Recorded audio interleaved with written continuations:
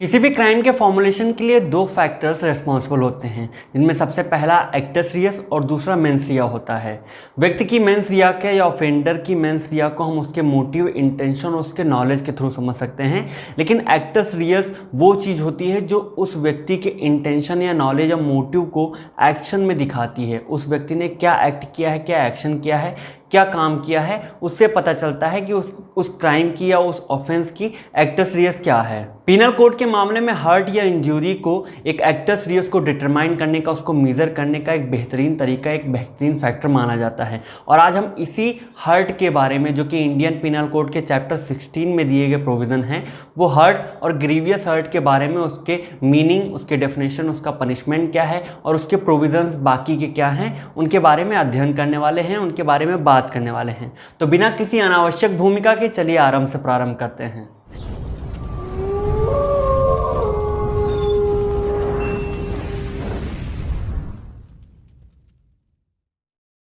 Section 319 में hurt शब्द की डेफिनेशन देते हुए ऐसा कहा गया है कि अगर एक व्यक्ति किसी दूसरे व्यक्ति को बॉडीली पेन, डिजीज या किसी भी तरह की इन्फर्मिटी देता है, काउज करता है या उसके कारण बनता है इन्फर्मिटी का, तो यहाँ पे ऑफेंडर ने दूसरे व्यक्ति को हर्ट किया है, ऐसा माना जाएगा। इसको और एक्सप्लेन करते हुए ऐसा कहा गया है कि बॉडीली पेन का मतलब यहाँ पे एक फिजिकल पेन से होगा, एक शारीरिक दुख से होगा। दैट मीन्स कि अगर ऑफेंडर व्यक्ति किसी दूसरे व्यक्ति को लात, घूंसे, थप्पड़ से या उसके फिजिकल कांटेक्ट में आके उसको हर्ट कर रहा है तो इसे बॉडीली पेन कहा जाएगा। इसके अंतर्गत डिजीज का मतलब वो कम्युनिकेबल डिजीज हैं जो किसी व्यक्ति को कॉन्टैक्ट में आने से फैलती हैं। दैट मीन्स कि अगर एक व्यक्ति दूसरे व्यक्ति को जानते हुए वो इंटेंशन के साथ और नॉलेज के साथ में डिजीज उन्हें ट्रांसफ़र कर रहा है तो वो के अंतर्गत ऐसा माना जाएगा कि वो उस व्यक्ति को चोट पहुंचा रहा है या हर्ट कर रहा है। और तीसरे पॉइंट में इन्फर्मिटी मतलब शरीर के किसी भी अंग का इनकेपेबल होना या असमर्थ होना। ये परमानेंट भी हो सकता है, ये टेम्परेरी भी हो सकता है कि एक अंग किसी वजह से, उस चोट की वजह से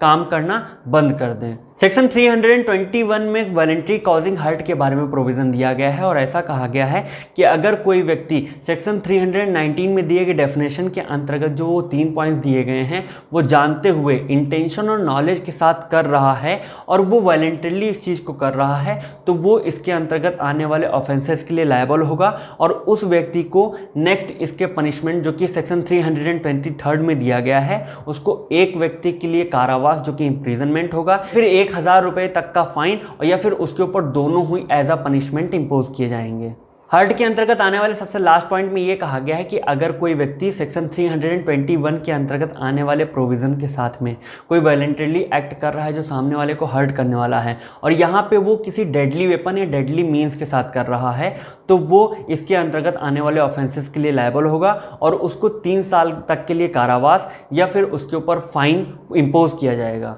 अब इसी सेक्शन के अंतर्गत डेंजरस वेपन या डेंजरस मीन से मतलब उन वेपन, उन मीन से, उन इंस्ट्रूमेंट से होता है जो कि सामने वाले व्यक्ति की मृत्यु कारित कर दें या फिर ऐसे हैं जो सामने वाले की जान ले सकते हैं। इसमें वो इंस्ट्रूमेंट भी आ सकते हैं जो कि ठोकने, तोड़ने, फोड़ने के लिए या होल बनाने के लिए यूज़ किए जाते हैं या फिर एनिमल के थ्रू भी किसी को नुकसान पहुँचाया जा सकता है या फिर वो सब्सटेंसेस भी आते हैं जिससे किसी व्यक्ति को सांस लेने में दिक्कत हो या उसका पूरा ब्लड सर्कुलेशन खराब हो जाए। और सबसे लास्ट में इसमें किसी भी तरह के एक्सप्लोजिव सब्सटेंस को भी इंक्लूड किया गया है। दैट मीन्स कि अगर इनके अंतर्गत इन सब चीज़ों के थ्रू अगर कोई ऐसा वॉलंटरली डेडली वेपन्स के साथ में किसी व्यक्ति को हर्ट किया गया है तो वो इस सेक्शन के अंतर्गत लायबल माना जाएगा। नेक्स्ट हम बात करते हैं ग्रीवियस हर्ट के मामले में। तो वहाँ पे सेक्शन 320 में ग्रीवियस हर्ट की डेफिनेशन देते हुए इसमें 8 पॉइंट्स बताए गए थे। वो 8 पॉइंट्स इस प्रकार हैं। सेक्शन 320 के अंतर्गत जो ग्रीवियस हर्ट के पॉइंट्स हैं, 8 पॉइंट्स में से सबसे पहला पॉइंट इमैस्कुलेशन का पॉइंट है। यहाँ इमैस्कुलेशन का हिंदी में मतलब पुंसन तो हरण होता है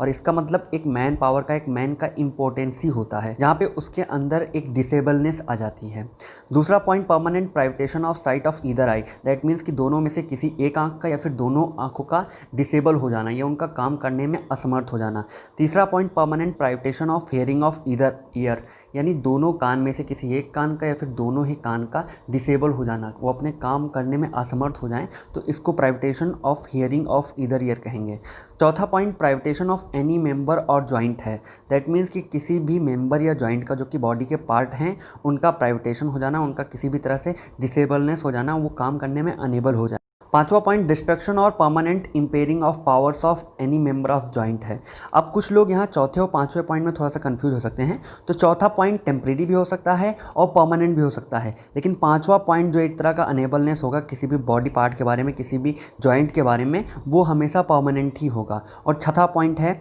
परमानेंट डिसफिगरेशन ऑफ हेड और फेस। यहाँ पे सीधे सीधे स्पष्ट शब्दों में कहा जाए तो चेहरे का भूगोल बदल देना या चेहरे को एक तरह से विकृत कर देना, वो इस पॉइंट के अंतर्गत आएगा, चेहरे और सर को। और 7वां पॉइंट फ्रैक्चर और डिसलोकेशन ऑफ बोन और टूथ है। और 8वें पॉइंट के अंतर्गत कहा गया है कि any hurt which endangers life और which causes the sufferer to be during space of 20 days in severe bodily pain और unable to follow his ordinary pursuit. That means किसी भी व्यक्ति को ऐसे चोट पहुंचाया गया है कि वो 20 दिन तक उसको लगातार शारीरिक पीड़ा रह रही है, दर्द रह रहा है, और वो अपने जो ऑर्डिनरी काम होते हैं, जो पर डे के जो दिन प्रतिदिन के काम होते थे, उनको करने में असमर्थ हो जाता है। नेक्स्ट सेक्शन 322 में ये कहा गया है कि अगर कोई व्यक्ति वॉलंटरली विद इंटेंशन और नॉलेज, अपनी स्वेच्छा से, विल के साथ में, जानते हुए सेक्शन 320 के अंतर्गत दिए गए डेफिनेशन में जो 8 पॉइंट्स हैं उनके फर्दरेंस में काम कर रहा है, ये जानते हुए काम कर रहा है कि उसके किसी एक्ट से सामने वाले व्यक्ति को ग्रीवियस हर्ट हो सकता है, उसको गंभीर चोट हो सकती है, और फिर भी वो ऐसा काम कर रहा है, तो वो इस सेक्शन के अंतर्गत आने वाले ऑफेंसेस के लिए लायबल होगा और उस व्यक्ति को 7 साल तक के लिए सजा और इसके साथ ही साथ उसके ऊपर फाइन भी इम्पोज किया जा सकता है। और ग्रीवियस हर्ट के मामले में सबसे लास्ट पॉइंट सेक्शन 326 में दिया गया है। इसमें ऐसा कहा गया है कि अगर कोई व्यक्ति जो कि ग्रीवियस हर्ट काउज करने के इंटेंशन और नॉलेज दोनों के साथ ही वॉलंटरली काम कर रहा है और किसी डेडली वेपन या डेडली मीन के साथ काम कर रहा है, तो वो इसके अंतर्गत आने वाले ऑफेंस के लिए लायबल होगा और उस व्यक्ति को as a punishment life imprisonment या फिर वो इम्प्रीजनमेंट जो कि 10 साल तक के लिए हो सकता है,